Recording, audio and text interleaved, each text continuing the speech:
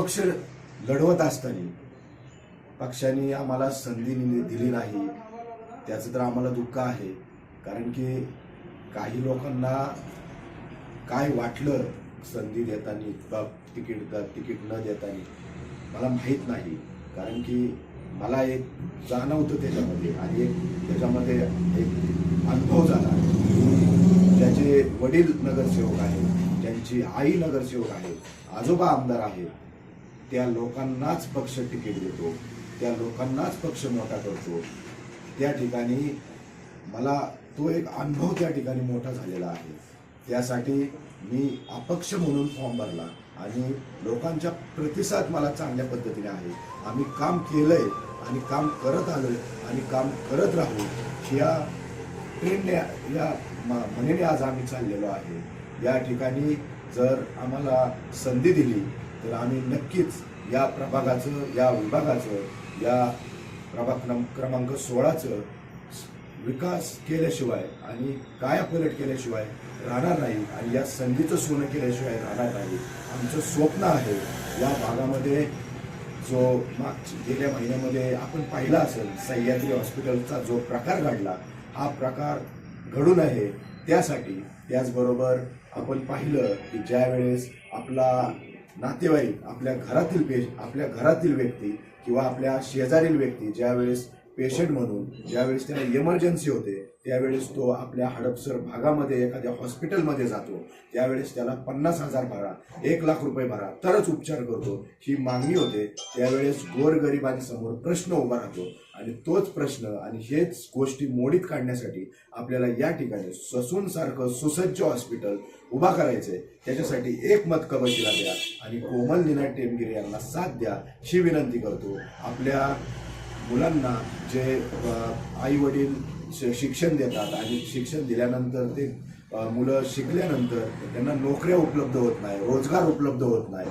त्यावेळेस त्यांच्या आई वडिलांना दुःख होतं. आणि ते आम्ही तरुण असल्यामुळं आम्हालाच त्याची जाणीव आहे की त्यावेळेस काय केलं पाहिजे. त्याच्यासाठी आपल्याला या भागामध्ये रोजगार उपलब्ध करून देण्यासाठी काम करायचंय. रोजगार केंद्र, रोजगार अकॅडमी या ठिकाणी आपल्याला उभा करायच्या. त्यासाठी एक मत कबशीला द्या आणि कोमल निनाद टेमगिरेंना साथ द्या. विविध आपल्या महिलांना पुणे महानगरपालिकेच्या विविध योजना आहेत, त्याच्यामध्ये विविध मोफत प्रशिक्षण, घर बसल्या रोजगार मिळवून देण्याचं काम त्याच्यामध्ये मिळत असतं. हे आपल्यापर्यंत, आपल्या नागरिकांपर्यंत पोहोचत नाही, हे पोहोचवण्याचं काम आपल्याला करायचंय. त्याच्यासाठी एक मत कबशीला द्या.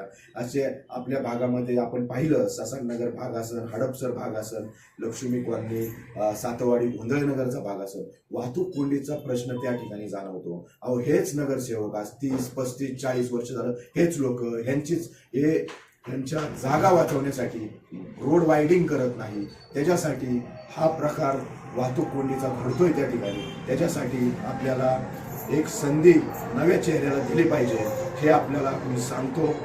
आपल्या भागामध्ये कचरा प्रश्न उद्भवतो. आपल्याला जाताना येताना रोडला दिसत असेल, आपल्या इथं एक कॅनेल, एक छोटा नाला आहे, त्याच्यामध्ये तो कचरा तुम्हाला दिसत असेल. आपल्याला त्यामध्ये कचऱ्याचा त्या ठिकाणी